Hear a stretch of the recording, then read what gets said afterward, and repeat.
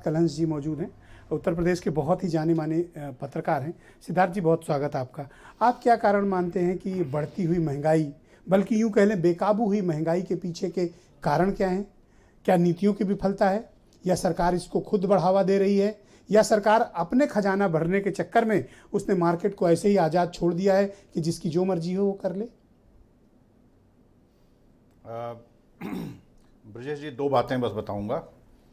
एक अर्थशास्त्र के लिए बड़ा नया टर्म है, उसके बारे में बाद में बात करूंगा। पहले मैं आपको ऑयल बॉन्ड के बारे में बता दूं। थोड़े दिन पहले तक जब हमारे बच्चे छोटे थे तो अक्सर कार्टून नेटवर्क लगा दिया करते थे, और उसमें जो है वो एक बिल्ले और खरगोश का कुछ सीरियल आता था। तो उसमें जो है वो खरगोश को बहलाने के लिए अक्सर गाजर पकड़ाई जाती थी। ये गाजर है दरअसल ऑयल बॉन्ड। मैं आपको बता दूं, 3.5 लाख करोड़ रुपए का ऑयल बॉन्ड लिया गया, बिल्कुल सही। अब तक इस सरकार ने समय समय पर एक्साइज में बढ़ोतरी करके अन्य करों को लाद कर, ये मैं थोड़े दिन पहले का आंकड़ा बता रहा हूँ, 24 लाख करोड़ रुपए जनता से करों के नाम पर वसूले। ऑयल बॉन्ड 3.5 लाख करोड़ का है। अभी थोड़ी देर पहले खेरा साहब ने बताया, और बार बार सरकार के तमाम लोग ये वही गाजर बताते हैं, 3.5 लाख करोड़। उसका पैसा भी अदा नहीं हुआ है। उसके लिए आपको सालाना 6,000 करोड़ रुपए ब्याज देना होता है। 24 लाख करोड़ रुपए आप जनता से वसूल चुके हो लगातार, कर बढ़ाकर, टैक्स बढ़ाकर, और 6,000 करोड़ रुपए देने हैं। तो ये ऑयल बॉन्ड की गाजर कब तक आप बताओगे जनता को? 6,000 करोड़ रुपए देने के लिए जनता से 24 लाख करोड़ रुपए वसूल डाले, और आज तक उसी का नाम लेते रहोगे। दूसरी बात मैं आपको बता दूं, ये ऑयल बॉन्ड की सच्चाई है जिसका नाम ले रहे हैं, बिना ये जाने हुए कि ऑयल बॉन्ड था कितने का, और उसके एवज में हम 8 गुना तो वसूल चुके, और ऑयल बॉन्ड का पैसा अभी दिया नहीं है। 6,000 करोड़ रुपए मात्र देने रहते हैं, ब्याज के खाली उतना ही देते हैं, और वसूल डाले 24 लाख करोड़। 24 लाख करोड़ रुपए, ये हाल है। दूसरा, अर्थशास्त्र के छात्रों के लिए एक नया टर्म है ये इन्फ्लेशन। इसमें बहुत बड़ा रोल है। इसे कहते हैं कॉस्ट पुश इन्फ्लेशन। लागत के दबाव में बढ़ी हुई महंगाई, लागत पेट्रोल डीजल की वजह से। डीजल सबसे इंपॉर्टेंट कंपोनेंट है ज़्यादातर इंडस्ट्रियल प्रोडक्शन में। गैस भी बहुत सारा इंपॉर्टेंट कंपोनेंट है हर तरह के प्रोडक्शन में। ये डीजल और पेट्रोल के दामों से बढ़ी हुई जो कॉस्ट पुश इन्फ्लेशन है, और इसके अलावा ये अर्थव्यवस्था के मिसमैनेजमेंट से। आप जानते हैं, आपके चैनल पे गांव किसान की बहुत खबरें दिखाई जाती हैं। रिकॉर्ड उत्पादन उत्तर प्रदेश में हुआ है कि नहीं? सरसों का, सरसों का करेक्ट है, रिकॉर्ड उत्पादन हुआ है जी।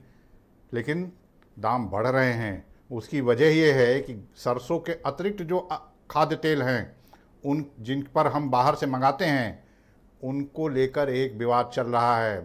थोड़ा लंबा हो जाएगा, लेकिन उनके दाम बढ़े हैं तो उसके बरक सरसों के भी दाम बढ़ रहे हैं, सरसों के तेल के दाम बढ़ रहे हैं। 210 हो गया, इसका कोई मैनेजमेंट नहीं हो रहा है। सब्जियां खेतों में फेंकी गई, सड़ गया टमाटर लोगों का, 2 रुपए में नहीं बिका, सड़ गया टमाटर लोगों का, आज 40 रुपए किलो बिक रहा है। ये अर्थव्यवस्था का मैनेजमेंट है कि आप सप्लाई चेन का मैनेजमेंट नहीं दुरुस्त कर पा रहे हैं। तो अकेला डीजल पेट्रोल ने तो सबसे बड़ी मार की है, डीजल पेट्रोल गैस। इसके अलावा ये तमाम सारे कारण हैं जो कंप्लीट मिसमैनेजमेंट हैं। एक ही तरीका आता है कि जब चाहो दाम बढ़ाते जाओ, पेट्रोल डीजल और ये सब, और उससे पैसा वसूलते जाओ। आम आदमी पर क्या इम्पैक्ट पड़ रहा है? ये आम आदमी के लिए कौन सी चीज़ सस्ती है? आम आदमी का इम्पैक्ट इतनी बात से जान लीजिए, पांडे जी की सरकार 2014 तक रही। 2012 में जीडीपी में 24% हिस्सेदारी थी घरेलू बचत की, यानी हम लोग जो बचा लेते थे। वो 1991 का आपको डिज़ास्टर मालूम है, जिसके बाद आया अर्थव्यवस्था में उदारीकरण का दौर। उस समय का 17% के लेवल पे पहुंच चुके हैं हम लोग। ये हालत हो चुकी है। आज हम लोग 17% हैं जी। अभी 7% कम हुआ है। अभी जरीन बहन ने बता दिया कितने लोगों ने पीएफ का पैसा निकाला। और ये जो स्टिमुलस पैकेज आए, जो तमाम अलग अलग गारंटी हैं, ज़्यादातर कर्ज के लिए गारंटी ली जा रही है। वो कर्ज जो नहीं ले रहा है कोई इंडस्ट्री कर्ज क्यों ले? जी। जब मांग नहीं बाजार में, तो कहाँ से नई फैक्ट्री लगा दे, कहाँ से नया उत्पादन शुरू कर दे, तो किस बात का कर्ज लेगा? क्योंकि उसको मालूम है हम कर्ज लेकर कहाँ से प्रोडक्शन निकट भविष्य में कुछ उम्मीद करें कि महंगाई कम होगी? देखिए, उम्मीद तभी हो सकती है कि ये जितने भी राहत के पैकेज हैं, इन राहत के पैकेजों में कम से कम एक कंपोनेंट डाल दें कि सीधे तौर पर नकदी का स्थानांतरण किया जाए, गरीब की जेब में पैसा डाला जाए। जी। जब पैसा डाला जाएगा तो वो पैसा बाजार में आएगा, गरीब जाएगा, उससे सामान खरीदेगा, मांग बढ़ेगी तो इंडस्ट्रियल प्रोडक्शन बढ़ेगा, तमाम तरह के प्रोडक्शन बढ़ेंगे और अर्थव्यवस्था में आपको थोड़ा तेजी नजर आने लगेगी।